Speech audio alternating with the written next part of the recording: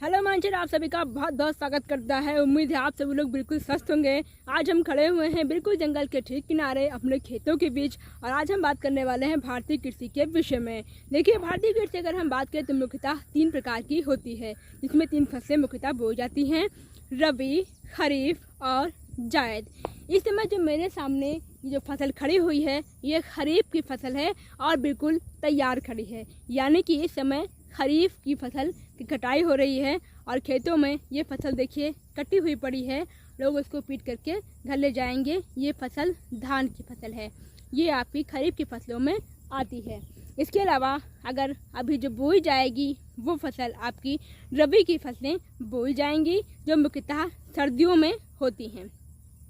और ये आपका जुलाई और जून, इन 2 महीनों में विशेषता बहुत व्यापक रूप से इसकी रोपाई की जाती है। खेतों में इसका धान का पौधा पहले उगाते हैं, इसके बाद उसको खेतों में लगाते हैं। ये आपकी खरीफ की फसल है और आपको दिखा रहे हैं, सामने देखिएगा बिल्कुल से तैयार फसल खड़ी हुई है। और देखिए कितना अच्छा तरीके से धान है, अभी तुरंत का कटा हुआ ताजा ताजा सा धान है। आप देखिएगा इसकी ये बालियाँ हैं। और भारतीय कृषि मानसून का जुआ कही जाती है, ऐसे में अगर अच्छी बारिश ना हो तो ये फसल अच्छी नहीं होगी।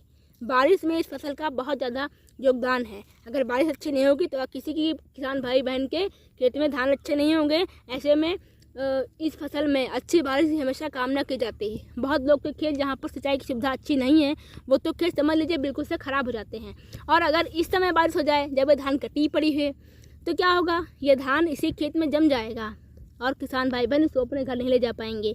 तो हमेशा ईश्वर से प्रार्थना की जाती है कि इन सभी फसलों में मौसम अच्छा रहे, आसमान जब ज़रूरत हो तब काला रहे और बादल बरसें, और जब ज़रूरत हो कि आसमान साफ रहे तब ईश्वर से किसान हमेशा प्रार्थना करता है कि हाँ, धान तैयार होने वाले हैं, अब बारिश ना हो, ताकि सभी किसान भाई बहन खुशी खुशी धान को घर ले जा पाएँ। ये देखिए, एक धान मैंने केवल तोड़ा है यहाँ पर। और किसी भी भाई बहन की फसल का मूल्य दें उचित, और उसके जो भी फसल है उसका हमेशा अच्छा मूल्य दें। तो ये जो फसल है वो धान की फसल है जो कि काटी पड़ी हुई है। देखिएगा कितना सुंदर, कितना प्यारा सा धान है। और कुछ धान अभी भी आप देखिएगा खेतों में लगा हुआ है। यहाँ पर ये देखिए, ये फसल मुख्यतः खरीफ की फसलों में आती है। और ये देखिए, ये यहाँ पर अभी ये काटने के लिए लगा हुआ है। इसी के खेत के किनारे अगर हम बात कर लें आपसे जायद की फसलों के विषय में, जायद की फसलें वो होती हैं जो कि आपकी मार्च अप्रैल के मध्य में बोई जाती हैं और खूब गर्मी होती है जब आप जून जुलाई में कहें तो वो कटनी शुरू होती हैं। उसमें होता क्या, उसमें तरबूजा, खरबूजा, खीरा होता है और सब्जियां भी कुछ होती हैं, लेकिन विशेष तौर पर तरबूजा, खरबूजा की उसमें फसलें आती हैं। जब भी बहुत गर्मी होती है तब भी बहुत लोगों को प्यास लगती है, ऐसे में ये फसलें बहुत अच्छी होती हैं और कम टाइम में तैयार हो जाती हैं। होता ये है कि बहुत से लोग उस तरफ का गेहूँ काट देते हैं, मतलब खरीफ की फसल के बोने से पहले काट दिए और फिर तरबूजा, खरबूजा लगा दिए। 2-3 महीने में फसल काट करके और फिर उसको खेत साफ करके फिर एक खरीफ की फसल बो देते हैं। तो इस तरह से बीच में एक जायद की फसल भी होती है। और बहुत से लोग वाणिज्यिक कृषि करते हैं। मान लीजिए किसी खेत में धान नहीं लगा है, उसने क्या किया, उसने गन्ने का खेत लगा दिया। तो इस तरह से वाणिज्यिक फसलें भी उगाई जाती हैं। लेकिन मुख्यतः अगर हम बात करें तो 3 ही होती हैं आपकी, रबी, खरीफ और जायद। अगली बारी आती है आपके सामने रबी की फसलों को खेत को दिखाने की। आइए हम देखते हैं। अभी तो बात आप सभी के सामने रबी की फसलों की जानी थी। ये रही खरीफ की फसल, कटने वाली है, बोई जाने वाली फसल आपकी रबी की फसल। आइए देखिए, जो खेत है इस खेत में देखिए सरसों बोई गई है। केवल देखिए 2-2 पत्ती यहाँ भी, क्योंकि भी जल्दी ही बीज डाला गया है। ये देखिए, ये पौधा बड़ा होगा तो एक तिलहन की फसल, मतलब यहाँ सरसों बोई गई है। और तो इसमें देखिए सरसों बोई गई है और बहुत से खेतों में गेहूँ बोया जाएगा। देखिए यहाँ पर तो बहुत से लोगों ने जहाँ तक गेहूँ बो दिया होगा, तो गेहूँ है, आलू है, मटर है, चना है, ये सभी फसलें, लहसुन, धनिया, ये सभी फसलें रबी की फसलों में बोई जाएंगी। ये महीना 10वां है, यानी कि अक्टूबर चल रहा है और सितंबर का पीछे का आधा महीना और अक्टूबर का शुरुआत से पूरा महीना ये रबी की फसल की बुवाई के लिए सबसे अच्छा माना जाता है। देखिए यहाँ पे ये देखिए सरसों का पौधा है, ये देखिए यहाँ पर है सरसों का पौधा है। और ये यहाँ पर देखिए, यहाँ पर भी सरसों यहाँ पे बनी हुई है। तो इस तरह से आपने जाना, इस तरह से आपने रबी, खरीफ और जायद इन तीनों के विषय में अच्छे से जाना होगा। और यहाँ पर एक किसान भाई ने नींबू का पेड़ लगा रखा है। उम्मीद है जल्दी यहाँ पे कुछ ना कुछ लगेगा, कुछ फल जरूर लगेंगे।